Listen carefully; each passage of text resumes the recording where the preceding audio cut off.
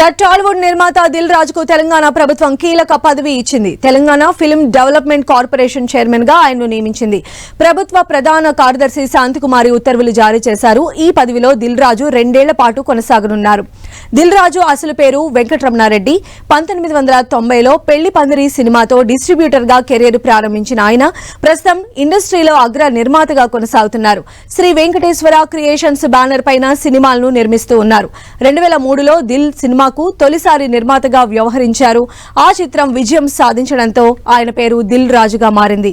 ప్రస్తుతం ఆయన 3 సినిమాలకు నిర్మాతగా వ్యవహరిస్తున్నారు.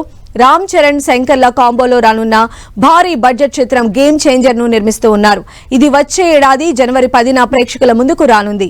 అలాగే అగ్ర కథానాయకుడు వెంకటేష్ తో సంక్రాంతికి వస్తున్నాం చేస్తున్నారు. అనిల్ రావుపూడి దర్శకత్వంలో ఇది తెరకెక్కుతోంది. ఈ చిత్రం కూడా వచ్చే ఏడాది జనవరి 14న విడుదల కానుంది. దీంతో పాటు వేణు శ్రీరామ్ దర్శకత్వంలో నితిన్ హీరోగా వస్తున్న తమ్ముడు మూవీకి నిర్మాతగా వ్యవహరించనున్నారు.